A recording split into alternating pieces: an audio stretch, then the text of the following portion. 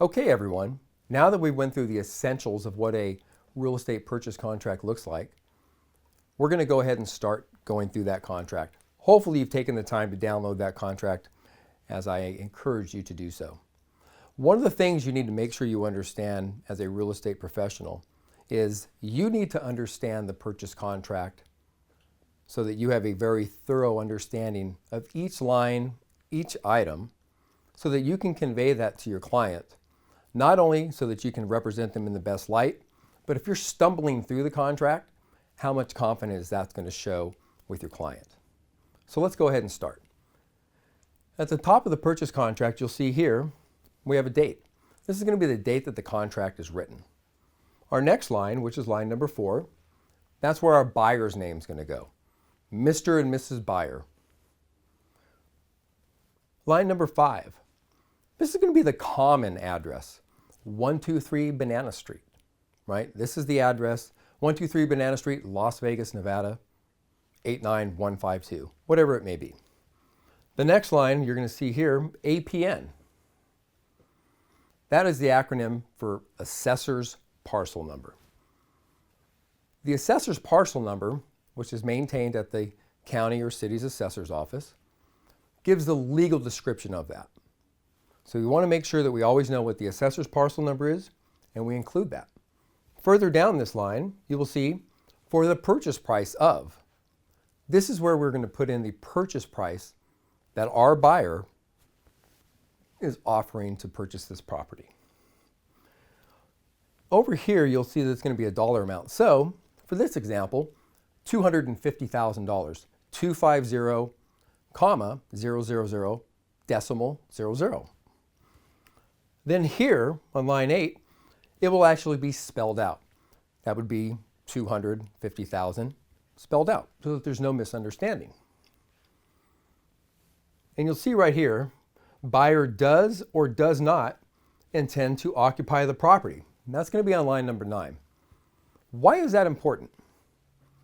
Well, if there's HOA, homeowners restrictions, that says, hey, no rental properties are allowed within this community, if I have a buyer that's not going to occupy, they may not be able to purchase a home within that neighborhood. Loan programs. There are going to be different loan programs for owner-occupied or investors. That's going to dictate higher interest rate, larger down payment.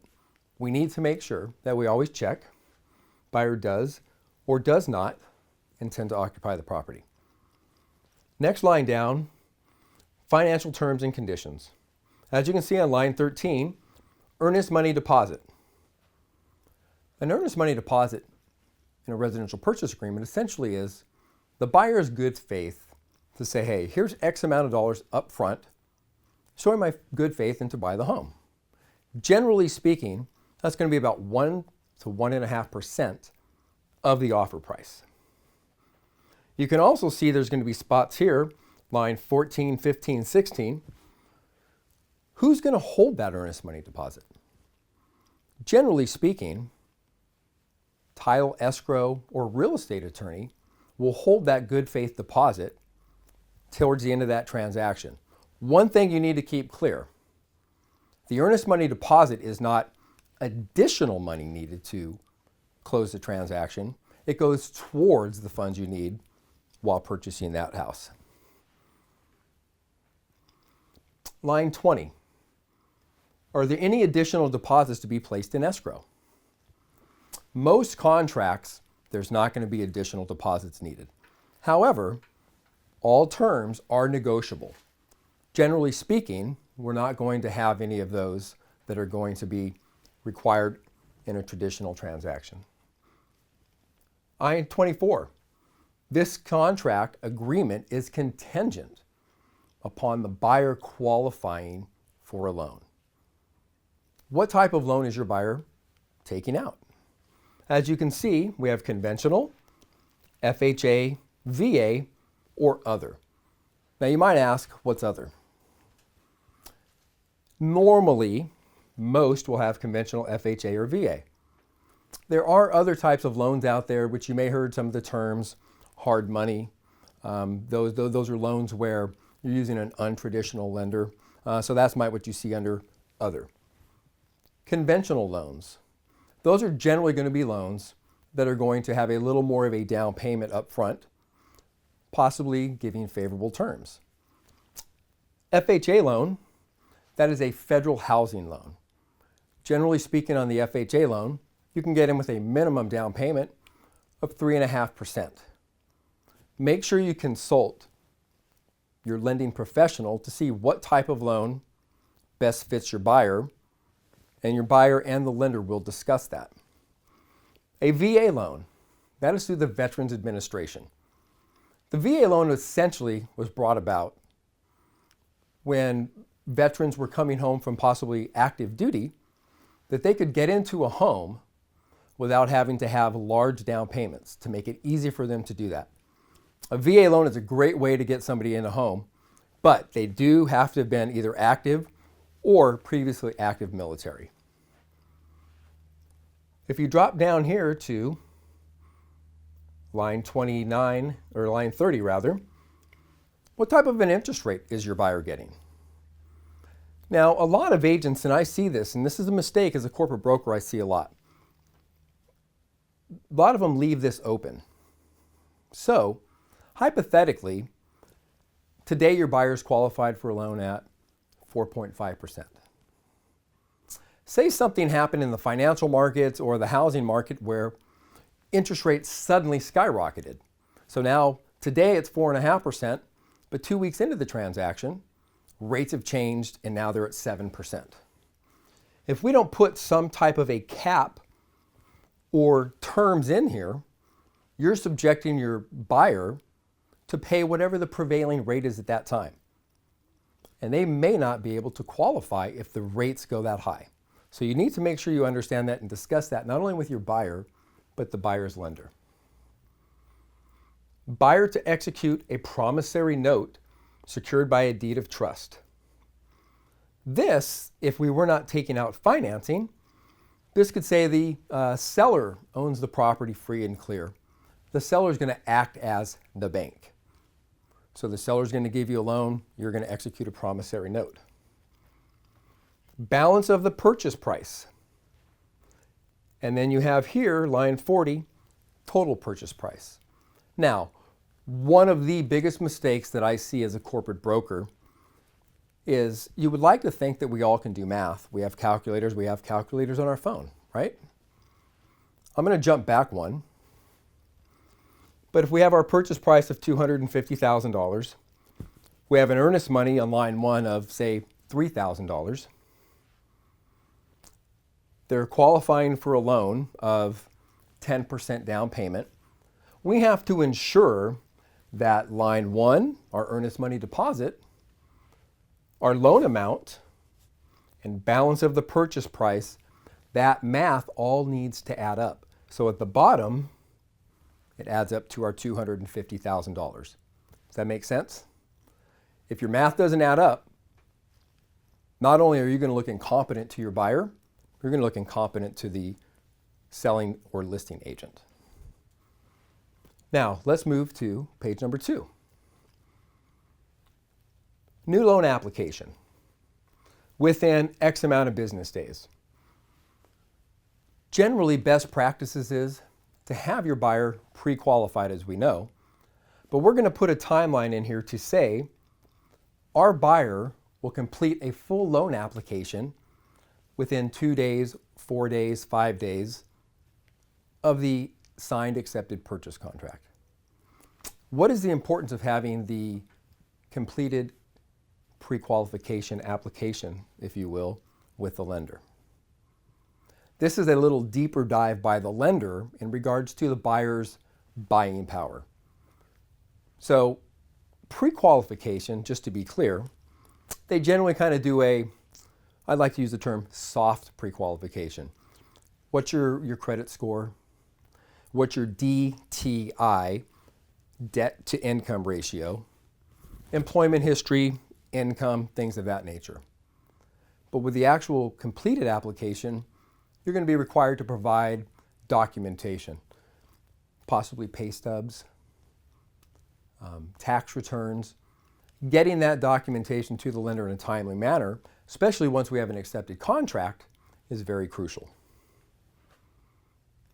Appraisal contingency. What we talked about earlier is that there's several contingencies that are in a purchase agreement. The appraisal contingency basically talks about that we're actually looking to buy a property for $250,000. The appraisal needs to come in at $250,000 or above, or if it comes in less, then that's generally where this appraisal contingency is going to come into play. Now, one of the things that I want to talk about, well, we'll go back there, on the appraisal contingency. There's a few outcomes on the appraisal contingency if that comes into play. So again, if we've offered to purchase the property at $250,000 and the appraisal comes in at $250,000 or above, there's generally no issues here. Where we see it come into play is we've offered to buy the home for $250,000. Oh no, the appraisal came in at $240,000. It's $10,000 less than what we've offered to buy it. At that point in time, there's some negotiation to take place. Now, depending on the current market conditions at that point in time, can dictate maybe where that negotiation goes. But in a traditional marketplace, we, as the buyer, will request to the seller to say, okay, Mr. Seller, here's a copy of the bona fide appraisal. It came in $10,000 below what we've offered to buy the home for. We would like you to reduce the sales price to the appraised value so that we can continue to move through this and close the transaction. One of the things that I find a lot of times, you'll see buyers will write a contract and then they'll have this buyer's remorse. Oh my gosh, I'm paying more than I need to pay for this home. One of the things as a real estate professional that you need to educate your buyer on is you say, hey, Mr. Buyer, based on the CMA that we've worked through together, I've showed you the comparables. I believe this is a fair value for this house. Buyer says, oh no, I think it's too much. We have an appraisal contingency, Mr. Buyer, and I like to use the term safety net. The bank is not going to loan the buyer more money than what they deem the property is worth. So if for some reason the appraisal comes in less, we have that safety net. It's worth $240,000. So now we've reached out to the seller. Hey, Mr. Seller, your home's worth $240,000 according to the bank's appraisal. We'd like you to reduce that to the sales price. The outcomes were this. Number one, the easiest is obviously, seller says, hey, you know what? Great. I've got a copy of the bona fide appraisal. I'll be happy to reduce that. Let's move through the transaction, get this deal closed. Or two, seller says, hey, I don't care. I want $250,000. I don't care what the appraisal says. At that point in time, the buyer has to either one, say, I have the financial resources to make up the difference. When I say make up the difference, if we're offering to buy for $250,000, value's $240,000, I need an extra $10,000 to bring to the closing table to close the deal, satisfy that gap, if you will, in the value. Depending on your buyer's financial position, they may or may not be able to do that. Number three, maybe we meet halfway. Seller says, how about I reduce the price by $5,000, so we'll go to $245,000. The buyer brings $5,000 additional money to the table. Now we can close the deal. Or the fourth option, which we don't like to go there, nobody can agree, the transaction is canceled, and we tend to just go ahead, move on to the next possible home. Keep in mind, in this appraisal contingency process, we are striving to have the best outcome for our client. You owe that to them through skill, reasonable care, strong negotiation skills. If you can work through an appraisal contingency, you're on the fast track to becoming a great negotiator.